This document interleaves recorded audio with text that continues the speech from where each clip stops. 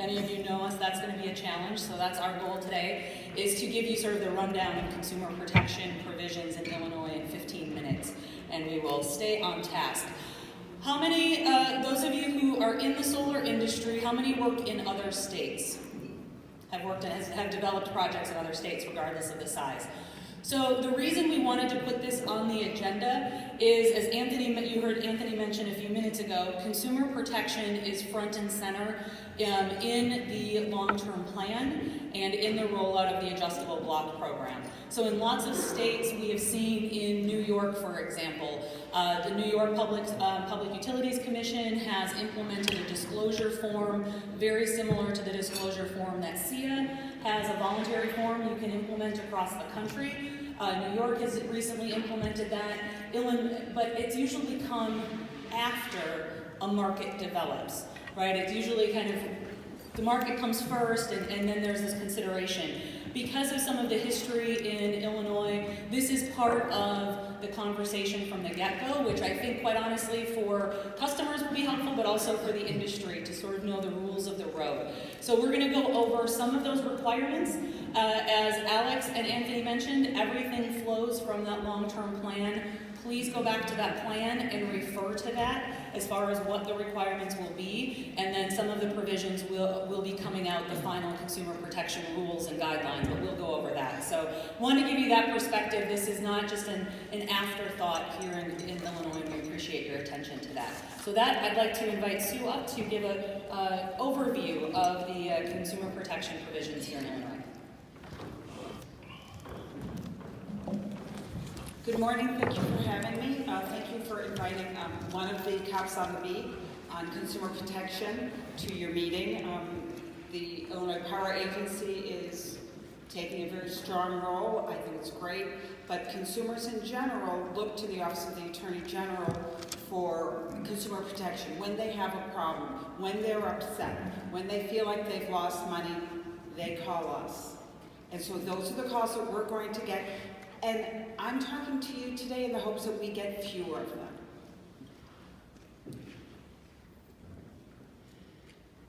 So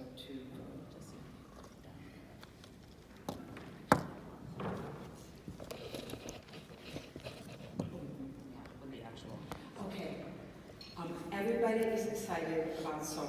I think that that's clear. It's throughout the state, throughout the country. People like it. People like renewable. They like clean. People like the idea of owning their energy source, having control over that. And of course, they think now they're going to have a reduced energy bill. That's going to be a wonderful thing. Obviously, these are all important. But what affects consumers' budgets? Okay, they're expecting a reduced energy bill. That's what we focus on. But associated with the reduced energy bill is your out-of-pocket if you're financing a rooftop system, for example. How much is that monthly compared to your reduced electricity bill? So ultimately, the question that we have is, how will the solar industry disclose cost?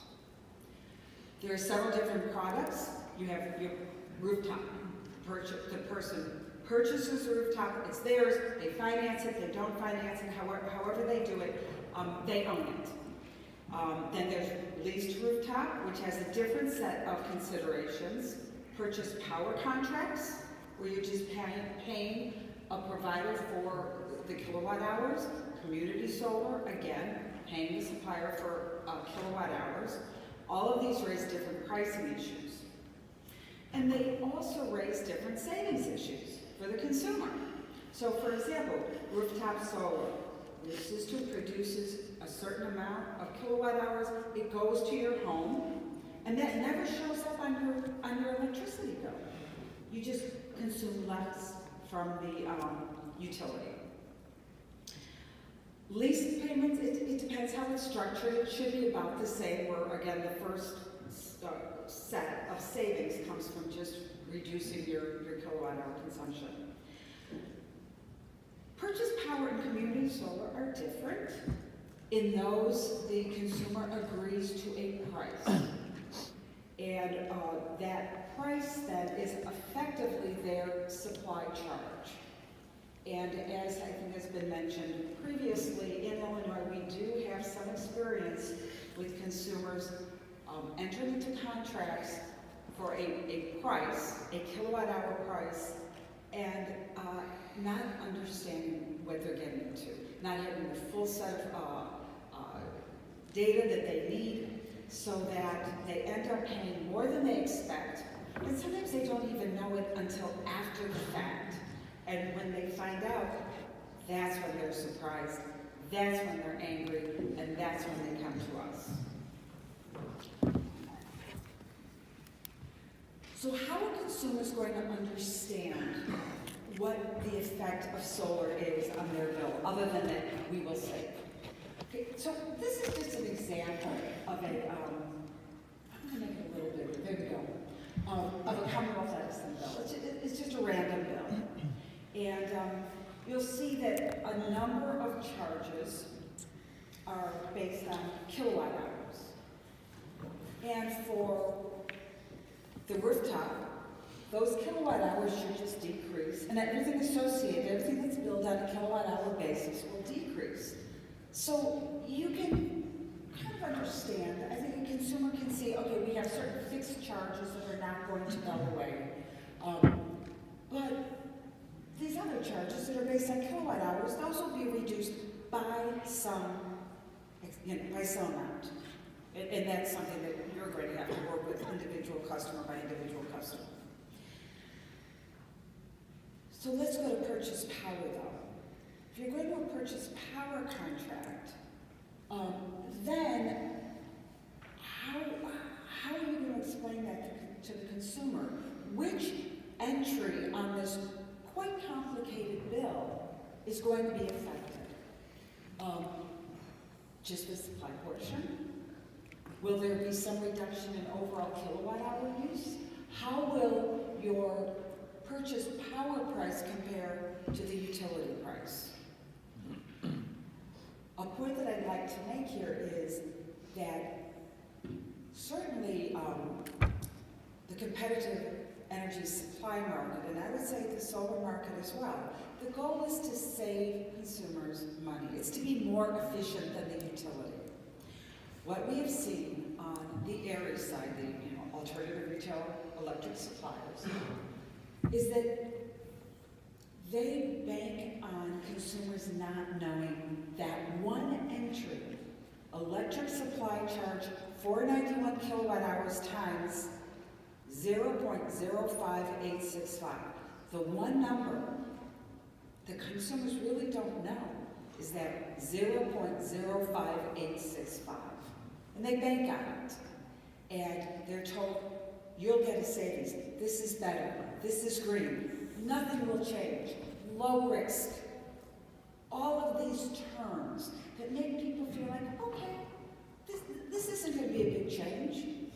And then we see that number go, we see it double. We see it go up to 7 cents. We see it go up to 9 cents. We see it go up to 14 cents. 14 cents a kilowatt hour is not unusual on the supply market. That is a problem. And that is why Attorney General Lisa Madigan has said, what is the purpose of that industry? You're different.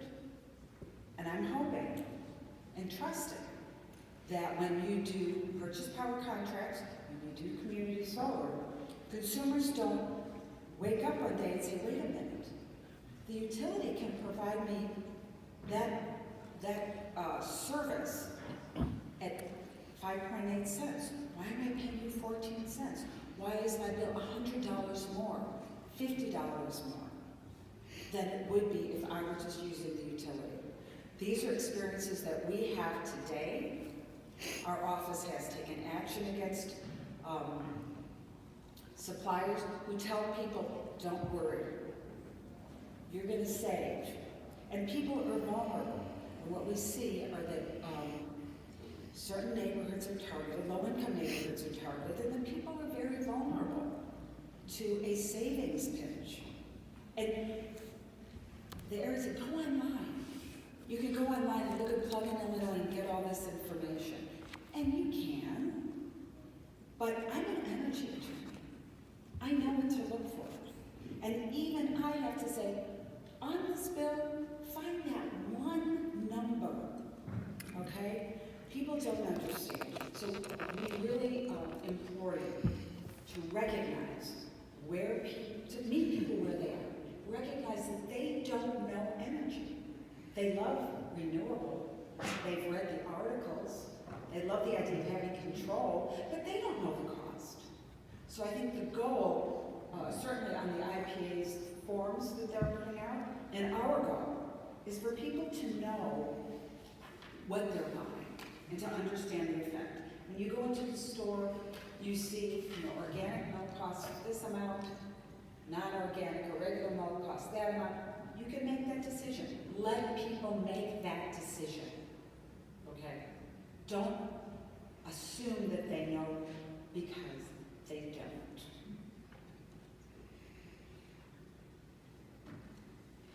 IPA disclosure forms and brochures. This goes to what consumers know to ask. They really don't know what to ask. It seems to me that the function of that disclosure brochure especially is to give people background, to give them a big picture. What is it that what am I doing here? What questions should I ask? The disclosure brochure especially is not boilerplate. It's a key piece of information to start the conversation. So my request is that you see that as necessary to educate consumers before the sale so that you can have the correct conversation with them, an informed conversation with them. So what are the dangers? Unexpected and misunderstood financial obligations. People don't understand the effect on their bills. People don't understand what recs are. I haven't even touched on net metering. Net metering is a whole nother layer of complexity that we don't have, that I don't have time for now. I'm sure we'll talk about it as a group later. And the cautions are false savings claims and the problem of vulnerable populations. I think we've already gone through what the similarities and differences are between retail suppliers and solar. Just very briefly, they can increase or decrease your kilowatt hour supply charges on your bill, and customers have to understand which way it's going. Let me just give you very briefly the role of the Office of the Attorney General. We accept complaints from consumers. They call us up, they send in electronic email communications. The first step is we review the complaint, then we send the complaint to the provider, to the business. So you get a letter from us. We have received this complaint from our constituent. What do you have to say about it? So we give you the opportunity. Well, this was a misunderstanding. Well, the person said this. Oh, I can fix that, whatever it is. And we encourage you to take those letters, those complaints very seriously and try to work it out. These are your customers. If you work it out, they like you better. They'll be happy going forward. This is a long-term relationship you're going to have with these people. If they've taken the step to contact us, they're unhappy, and it's your responsibility to fix it. So that's the first step, is mediation. Then we do investigate and enforce. And depending on the types and numbers of complaints we get, we will investigate it to see, well, are there systematic misrepresentations going on? And then we will take action to enforce the Consumer Fraud Act against companies that are that we believe are violating it. And we have done that now. I think we've filed actions against about 5 suppliers, and we work with them to try to correct their practices as well as obtain fines. So you can look at millions of dollars in fines if the problems get to that level. So thank you very much for your attention, and I'm available for questions. Great. Thanks, Sue. I think one of the things that I wanted to just briefly do is paying a reminder for all of us in the industry to look out for 3 things that will be finalized and developed over the next month or 2. There will be the final disclosure forms that will be required on all of our contracts, and that's for DG, and then the consumer protection draft forms will be coming out, but the final disclosure forms will be coming out for the rooftop solar provisions. There is also marketing rules, guidelines. Part of that will be a marketing training that you have to provide to your employees, and making sure that those guidelines that are aware, that your partners, sales partners, whoever it may be, are also aware of those guidelines. As you heard Anthony say, you'll be held responsible for that as the approved vendor. That third piece is a brochure that will need to go to each and every customer. Those are all documents that will be finalized in the next couple of weeks before the program goes live on January 15th. The draft provisions for the consumer protection pieces on community solar will be forthcoming. So we have not seen those draft ones. They may look a little bit different, but I'm sure they will have some similarities. The last flag I want to give folks is the retroactiveness of these consumer protection forms. So refer to the long-term plan, but if you have installed and activated systems prior to the launch of the January 15th adjustable block program, you need to go back to those customers and make sure they have the brochure, make sure they've signed that disclosure form. The IPA and the commission were agreed with the support of the Attorney General that we can go back to those customers, but we need to make sure we've done our due diligence so they receive those forms now that they're finalized. So make sure that may delay any of your applications, so make sure you look at that retroactive piece. I know we're way over, so what I'm going to offer, if this is okay, Sue can stick around for a bit, and if you have specific questions for the Attorney General's office, Sue can meet you in the back to ask questions, but I really want to make sure that we get time to talk to those other, with the other panels. So I appreciate the time, and if you can join me in thanking Sue for being here this morning. And then if the other panel wants to come up, we'll get everybody settled. What I will note as well, if you are not, while they're coming, feel free to come up here while I'm talking. Well, if you're not a member of ICEA yet, as a business, you should be. ICEA has business webinars to explain a lot of this as the program gets going. This will be one of those that I'm sure we'll go through a couple of different times. So if you want to stay connected to what's happening with the consumer protection, please make sure you're a member of ICEA. Sarah, I'll turn it over to you.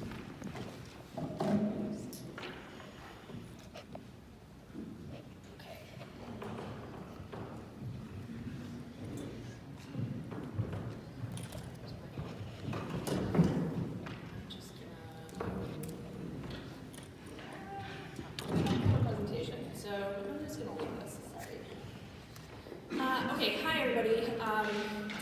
This is the Market Segment Outlook panel. I am not Katie Reaver.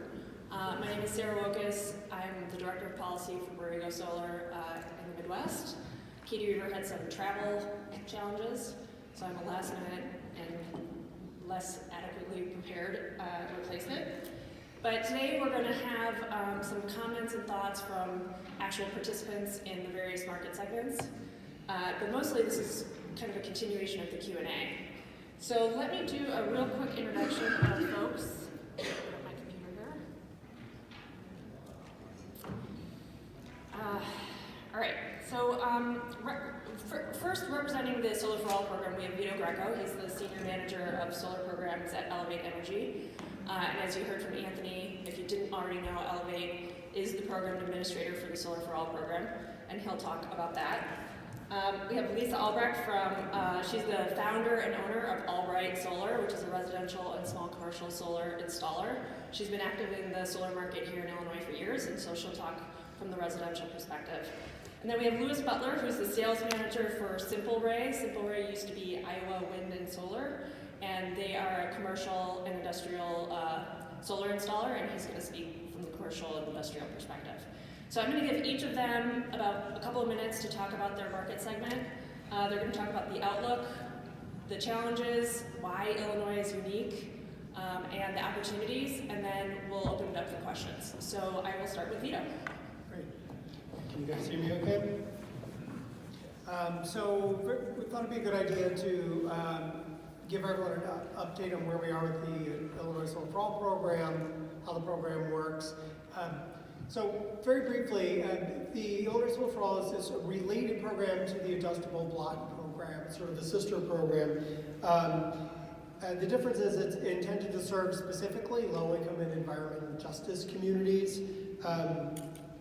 This also flows from the plan, to use Alex's words. So there's a very good framework in the plan if you want to read that. It's in section 8. But I think it's also important to note that the way the approved vendor process works for adjustable block will be mirrored in Illinois Solar for All. For example, all of the requirements to be in adjustable block program approved vendor will flow to the Illinois Solar for All program, although there will be additional requirements. Some of that is around specifically the intent of how the incentives for Illinois Solar for All work. So what you'll notice right away is that the REC values in Illinois Solar for All program are higher, and that is intended to allow approved vendors to pass greater savings to participants in these communities, and also to account for some of the additional work and cost to build projects in these communities. And these include things like how you engage with the community, or there's a provision in there that requires you have a certain amount of job training hours for programs, specifically that come from the FEJA legislation, but other qualified programs across the state. So these are key additional requirements for Solar for All that don't exist for just the block program. A couple other things. This is a fixed budget program, so right now we're looking at about $30 million a year for 4 sub-programs, which include distributed generation for residential solar, and that's, we view 1 to 4 units and 5 plus multifamily units, kind of in separate buckets. There's also a nonprofit and public sector sub-program, which we talked a little bit about. There is a local community solar program, which gets the largest percentage of these funds annually. Then there's a separate program for community solar pilot project, which is actually being run as a competitive procurement facilitated by the Adjustable Block program. I think, otherwise, we'll allow you to ask questions, but they'll be facilitated in the same way with REC contracts. In the case of Illinois Solar for All, these are contracts with the utility, but also with the IPA, because there are 2 different funding sources for Solar for All, and part of that comes from the RERF, which has a bucket of money that's essentially left over, and that means 2 different contracts are possible with this program. It's probably a pretty good update on this program, so we'll stick around for questions. Go ahead. As Sarah mentioned, my name is Lisa Albright, and I actually have been working here locally in the residential and small commercial market for 11 years. I've been on the board of directors with ICEA, and am really excited that we got this legislation across the line. So for everybody who worked on that, thank you very much. The primary difference that I would say between the old world and the new world is that we have certainty. That is something that has not existed. In the residential sector, prior to FEJA, we couldn't tell a homeowner or a small business what they could expect in terms of incentives. It was a lottery, it was very uncertain, it was very politically tied. And the exciting thing about this program is we've basically created a revolving door. So as fast as you can send customers through that door is probably as fast as you can possibly get these systems up and running. So I would say in the residential and small commercial market, the sky's really the limit. At this stage, we are not near, at least in the ComReg territory, we are not near the 52 million megawatt block for systems under 10 kW, and so I don't necessarily anticipate a problem there. But some of the challenges that I do, that I am concerned about is consumer education, making sure the consumers really understand what their purchase is. And then there's going to be a lot of new players in this market and making sure that they're up to speed. I can say that right now I'm sitting at the kitchen table and the variety of messages that consumers are hearing is wildly different than the facts of what is possible. And so I think that's one of the biggest challenges is making sure that new players to the market get educated and that they're communicating clearly and accurately to consumers. Because a bad message or a confusing message is just going to cause market stagnation and it will hurt everybody. So I just really encourage people to really read the legislation. It's all there. And get familiar with it, join Illinois Solar Energy Association, and really get up to speed on what's possible. Louis? Hi, my name is Louis Butler of Simple Array. We work throughout the Midwest. We specialize in the commercial and industrial space and small-scale utility.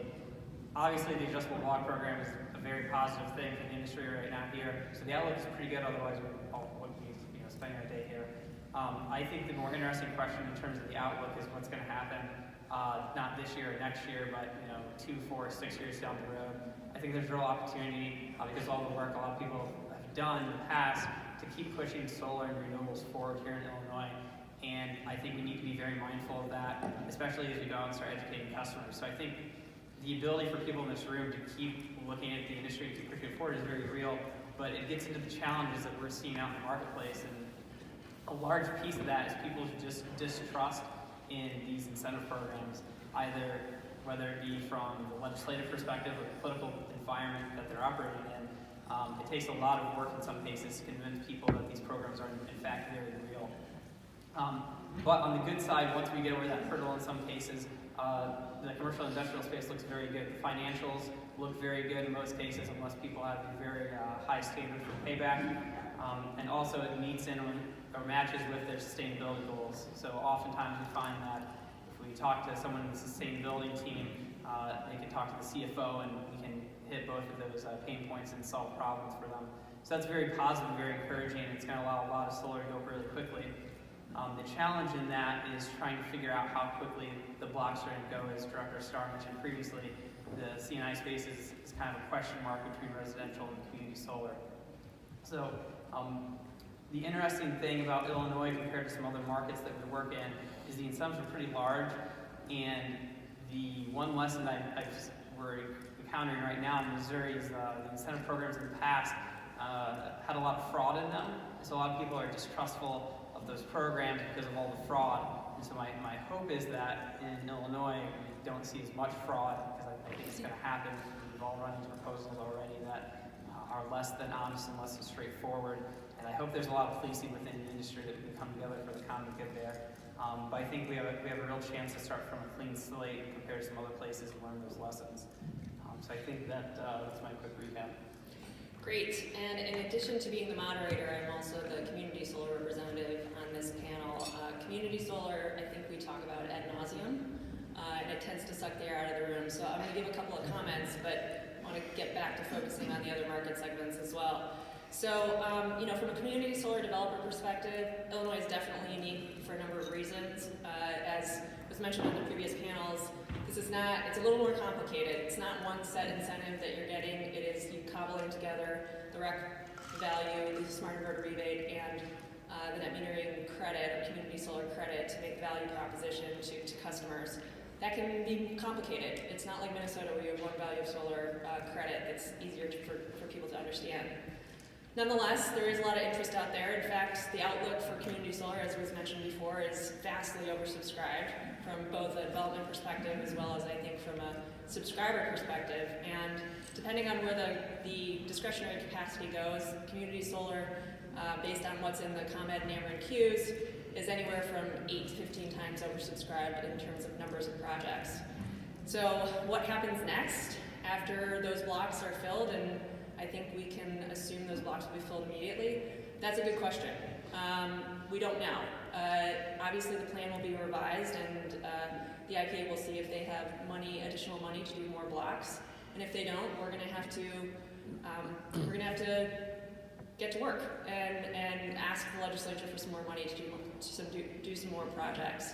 Otherwise, we may be waiting for a while, and the boom and bust that we attempted to avoid with VIJA will at least for community solar, could become a reality. In addition to that challenge, which is a big one for all of us community solar developers, I think that the interconnection problems are still out there. Managing the queue post-lottery is something that is open. ComEd and the trade associations, as well as the IPA and others, are working on that. But if we do have a large gap between when blocks are filled in the next program, what do we do about the interconnection queue? Interconnection costs are also an issue for community solar projects. I'm not sure that they're as big of a problem for other projects. And the trade associations led by ICEA and SIA are definitely working with ComEd to standardize those costs and also get some more transparency into why we're seeing such high costs. And I think one of the things that was alluded to, but we don't yet know, is some of the challenges associated with managing subscribers, where the subscribers may have 80 different suppliers throughout the individual community solar project. Illinois is a competitive state, and anybody can go and shop for their energy supplier, and they can also switch suppliers, certainly over the term of a community solar power purchase agreement or lease. And that is going to be a challenge that the community solar market is going to have to manage, and I don't think we know all the challenges that presents. So, nonetheless, I think as a developer, we're very excited about this market, and we do think that it has some real sticking power as a market. We just have some challenges to overcome. So I have a couple of, I'm going to ask a question of each of them, and then we're going to open it up. So for Vito, what kind of interest are you seeing from the solar industry in the Solar for All program, and how can we get more companies involved in that? Question. I mean, it's actually really difficult to say right now. There's not an indication for what we know, for instance, from the interconnection queue, which of those are adjustable block or Illinois Solar for All projects. We're about to launch a stakeholder engagement process that'll begin at the end of the month. We hope to sort of measure that interest. We are getting some questions now about the registration process and project qualifications. And they're good questions. We're about a month into a 6-month development stage, so we're still pretty early in the process. Okay. So Lisa, you are the owner of a residential solar company, developing company. Are you going to become an approved vendor, and if not, how are you managing that process? I think talking to a lot of small companies, small installers, I think a lot of us are for me personally, I see working with aggregators as the best use of my resources. Having that 15-year relationship with my customers is something that I don't necessarily want to bankroll. I can tell you from having gone through the prior 3 procurement processes and rec programs that they have constant questions, constant issues. Their internet goes down, they don't know what to do, they sell their system, they don't know who to call, and just the administrative burden of that is more than I think my company wants to invest in. But pushing that over to an aggregator, an approved vendor who has that experience already in the marketplace. There were 2 vendors that have already gone through this in Illinois and have a lot of the backbone built. And so I see that as a real opportunity for people who are installing small systems to just be nimble, do what you're good at, which is installing solar. It does seem as though, boy, if I don't have to pay that approved vendor, then maybe there's more money for me or more money for my customer. But really, the back end of that is incredibly complex. So I plan on using it, an approved vendor. And Lewis, I have a kind of 2-part question for you. One is, given that we don't know if the CNI or large space, I should clarify, I say CNI, but there could be some residential systems in the large categories, but given that we don't know if that will go to a lottery, how are you managing expectations with customers? And also, how are you managing the fact that your customers, as commercial and industrial customers, might have this variety of energy suppliers, and may switch during the term of their contract? Yeah, so a lot of what we end up doing is just actually educating our customers, and it just takes time, patience, and seeing what their needs are at the end of the day, and trying to address those. With the potential for a lottery, we just talk them through, this is the timeline we're looking at, this is why we need to start taking these steps today, and just making sure that they have a good expectation at the end of the day what's likely to happen. When they do have these other contracts for their energy, sometimes it's just getting the utility company or supplier on the phone and talking through what is actually in that contract, sitting down and reading through the contract. Sometimes that's a very simple, straightforward process. Other times we're looking at, we're gonna have to pay some fee to get them out of the contract. It's more of a case-by-case basis that I could cover in a quick 30-second soundbite right now. Do you think any of your potential customers are interested in moving forward even if they're not part of the block program, or is it really that's the economic motivator? Yeah, I think you have to be more careful. If we did not have the incentive, we'd have to be more careful about who we're targeting. In some cases, the adjustable block program is this magical elixir where we just get to go out and sprinkle all on everything, and every project can look good. But there are some that look good without it, and with the municipalities and co-ops, we were talking with the industrial customer, and it turned out the payback looked better than what they needed to without the adjustable block program, so they're going to go ahead and get installed as soon as they can, even though they may not qualify for the program. Which is exciting in our space that there's some viability, especially as prices and tariffs hopefully come down in the future years. Okay. So I'm going to turn it over to the audience for questions. I do have other questions if people don't have any, but can we start asking questions for our panelists? Yes. Hi, Deep Patel from Gigawatt. Is there a list of approved vendors we can look for? So the question is whether or not there's a list of approved vendors, and I'm going to look at Anthony or Alex. There will be. So I think the answer is because people are still applying to become an approved vendor, there's not yet, but once those are kind of finalized, they will be listed on the Adjustable Block Program website. Yeah. Okay. And we do look to have a distinct list for Illinois Solar overall because there's the additional criteria, so we'll make that available as well. Okay. Other questions? Don't be shy. All right, I'll ask some questions. So, Vito, are you going to have a separate website? You'll have a separate website for the Solar for All program? Yes, we already have an initial page up now. It is IllinoisSFA.com, so mirroring the adjustable block website. So that is actually up and running now, so if anyone wants to get updates or sign up for further updates, you can get there now, and we'll sort of evolve that website over the coming months.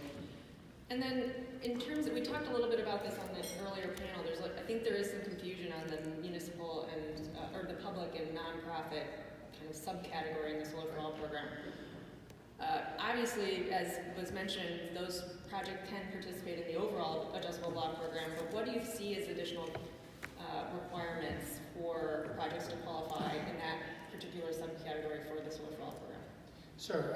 The short answer is we'll see. I mean, again, the plan lays out, and I think Anthony mentioned this a little earlier, probably a definition that's a little more vague than we probably would want at this point. But what I would say at a high level is that the intention is that these projects for Illinois Solar for All are intended to serve low-income and environmental justice communities. So that the definition that you read in the plan talks about different ways in which we can sort of measure that criteria of how do they serve those communities. So we're in the process. I think over the next month or so, we will be closer to getting that solid definition. But read what's in the plan now and you'll get an idea of how we're approaching that. Which is, again, a way to measure how they're engaged with those communities or serving those constituents. I'll just add that, again, at the end of the month, we're beginning a stakeholder engagement process where we'll have all of you provide feedback on key parts of the program. I'm not sure off the top of my head where that specific piece fits in on the timeline, but my guess is we'll start thinking about that in December, maybe shortly after. So presumably, if there's going to be additional requirements for muni or municipal and nonprofit projects, there also would be additional requirements for community solar, Illinois Solar for All qualified projects. Can you talk a little bit about that? Sure. Yeah.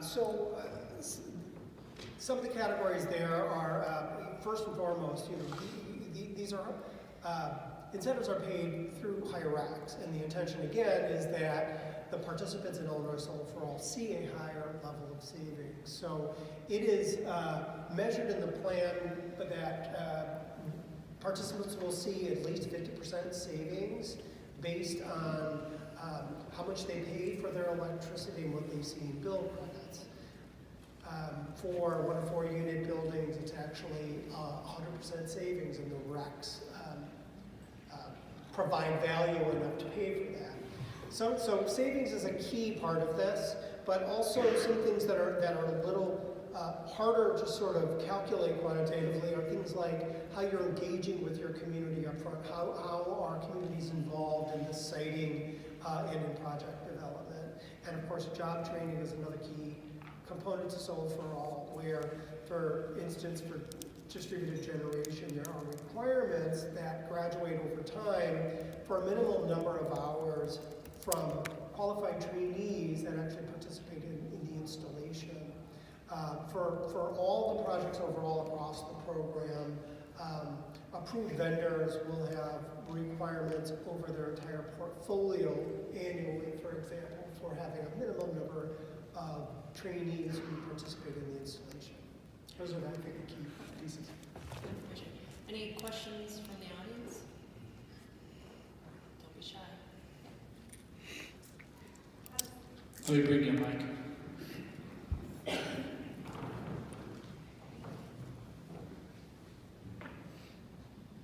Hello, thank you.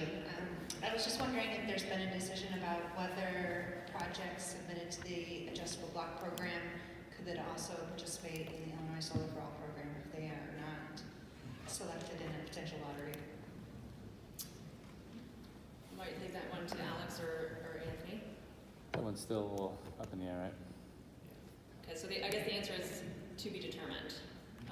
Obviously, there's additional requirements for Solar for All, so I think the important message is that just because you don't get one, you're not automatically going to qualify for the other. There's also a limited budget for the Solar for All program as well, but I think it's to be determined whether or not you could even switch over. Other questions? Okay. So I think I have a couple more questions, if that's okay. We'll let the audience warm up here. So, Louis, are you seeing the same level of interest in ComEd and Ameren? The Ameren market is a little bit smaller in terms of the block size. ComEd a little bit bigger, but are you seeing the same level of interest from commercial and industrial customers? Yeah, I can speak for us internally. Yeah, we're seeing the same level of interest. The types of customers tend to be a little bit different. So, some parts of the state are going to be a little bit more rural. So maybe you have more welding shops, more farmers, and maybe once you get closer to cities, the types of industries change. But the conversations are the same at the end of the day. A lot of people like to save money. So I would say there's interest, broadly speaking. It's just a matter of how you target and get in front of these customers. And are a lot of your customers, obviously it's a pretty good economy right now. There's direct sales to customers, power purchase agreements, leases, all types of financing options. Are you seeing customers interested in all sorts, or are they leaning one way or the other?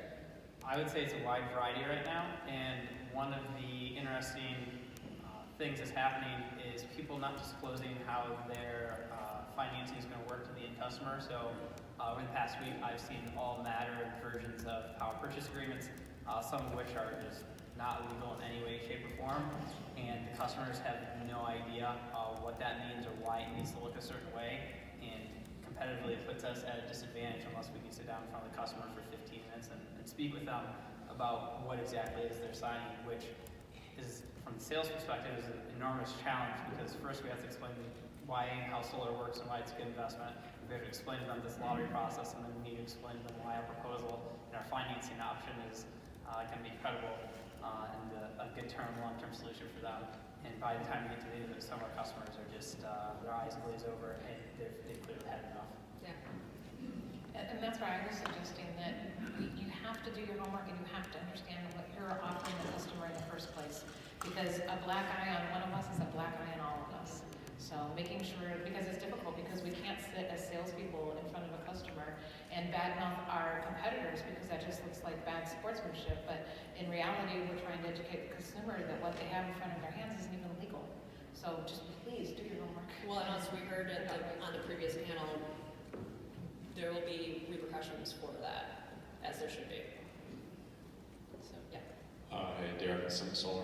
This is more of a comment I'd say to that. We've struggled a lot in the same aspect in other markets where you get, we're a family-owned business. We specialize mostly, in loans and a little bit of lease, but where we struggle the most is consumer protection, where these bigger lease companies come in and just absolutely destroy the market, where they relocate people from different states for a short period of time, and they come in and they really just they flood the market, and the consumers all of a sudden now they've destroyed solar, and not the consumers but the companies, and it creates a really tough time for us to sell going forward. And so I'd really like to see some really heavy, maybe a little bit more heavier consumer protection on these bigger lease companies that come into the state, where there's already been known issues in other states. That's a big one for us. I think they've done a great job so far on what they're asking for, but that's always been a tough one in multiple states for us. And obviously Illinois is a massive market, Chicago, ComEd, and we've already started to see it. So I'd be curious on kind of what you've seen so far on the residential perspective with companies that are now here, because I know that there are now two the larger companies are here and they're selling, and we've already ran up against it, where it's like, consumers really don't know what they're getting themselves into, and I can just see it happening again in Illinois, where consumers, it just creates a really bad taste for solar in general. Lisa? Yeah, no, I mean, I've been seeing a variety of different things, all kinds of claims of, a lot of, that your electric bills are going to be, definitely 100% lower, that you're not going to have any electric bill when I see a roof this big. I know that that's not possible to have no electric bill when you have this much space to put Tetris on. It's all just square footage and simple math. And I'm seeing things where people are valuing the displaced cost of energy at 13, 14 cents a kilowatt hour, and that's not at all anywhere near what ComEd is charging for electric rates. I'm seeing inflation rates of anything from 5 to 8% on inflation. I'm charging 3, like lowball. It's a crystal ball that none of us have the answer to. And so by playing with the numbers and making, I'm constantly hearing, I have proposals that show me a 4-year payback period for a residential system. And I'm like, well, it's math. It's just math. So, here's all the variables that go into the math. Look at your electric bill. This is the value of electricity that you're displacing. Look at how did they derate the panels. I'm seeing proposals where people aren't derating the value of electricity over 25 years, and then I'm seeing inflation rates that are completely outrageously high. Of course the payback period is going to look great. I've moved all the levers in my favor, so really just making sure that consumers are educated, and that like I said before, is really a challenge, so that it doesn't look like I'm just being a bad sport trying to make myself look great, but also just really educating. I'm constantly redirecting consumers back to the Illinois Solar Energy website to get their information, to validate what I'm telling them is accurate. But I'm really eager for some of the future tools that we'll be rolling out so that people can fact check what's being said at the kitchen table. I'll go ahead and piggyback on this, and this is why I think that us having this conversation today is so important, and Director Starr is here, and everyone is in this room together. And the more sustainable that we can make the industry, the more long-term things will be, the more reputation will start to matter. So initially, I think it's going to be a little bit rough and tumble. We call them solar cowboys in our office. Those people just run around and just shooting their guns everywhere, whatever you want to call it. But I think that hopefully that longevity will help to provide some more certainty in the marketplace for our customers. I'm also seeing some uncertainty about what products are actually being selected for a project. Somebody might say that they're selling a premium management module, and then that's not what's getting installed. So just not a lot of forthright guarantee of what's getting installed to consumers. I think that's another concern that I have, is just broken promises. And then people just doing shoddy work. I've seen flexible whip on a roof as opposed to conduit, which is required by the National Electrical Code, but a homeowner doesn't know that, and a lot of the inspectors don't know it. We've got a mismatch of consumers not knowing and inspectors still having to ramp up and play catch up. So follow the National Electrical Codes. I don't know why somebody would skimp on something like conduit. It doesn't cost that much. Put it into your price. Charge the consumer to do the job correctly from the beginning. Sure. No, I think you're. Hello, this is Deep Patel from Gigawatt. You mentioned approved vendors need some training requirements. They have to have their people trained. Can you explain some of those mandates exactly? How many times does this training have to occur? What are the parameters of the training? So if we're referring to the job training requirements for Illinois Solar for All, what it means specifically is that Future Energy Jobs Act has separately funds job training programs across the state. I think there's about 15 different programs that are in various stages of operation at this point. The intention of Illinois Solar for All job training requirements are actually that those who graduate from those programs are put to work by guaranteeing a certain amount or a certain percentage of hours on the installations of these projects are done by the people who graduate from those programs. So the training happens in a separate set of programs, and the idea is that there's a mechanism here to provide work for those programs. Does that make sense? And to be clear, that's for the Illinois Solar for All program, Right. not. Not for the adjustable block. Okay, makes sense. I think maybe we have time for one more, or yeah. Sorry to crash this on your panel, but I want to just follow up on that question slightly. In the proposed marketing guidelines that we issued, there was, I think that's maybe what you're referring to, there was a discussion of approved vendors providing training to their sales staff. We're still in the process of finalizing those requirements. That language mirrors fairly closely similar language that exists for alternative retail electric suppliers in terms of their requirements to have internal training and education programs for their sales staff. I don't believe it has a specific amount required, but that it is up to each company to develop those, and that is subject to audit and verification. Okay, so I think we're going to wrap it up. Thank you to the panelists, and also want to echo what Amy said on the last panel that the Illinois Solar Energy Association is a trade association here in Illinois for the solar industry, and I encourage you, if you're not a member, to become a member, or if you're looking for companies to work with, to go to that website, as there is a list of companies in all of these different categories. As an Illinois Solar Energy Association board member, I find that the organization is deeply helpful and a great resource. So, thank you, panelists.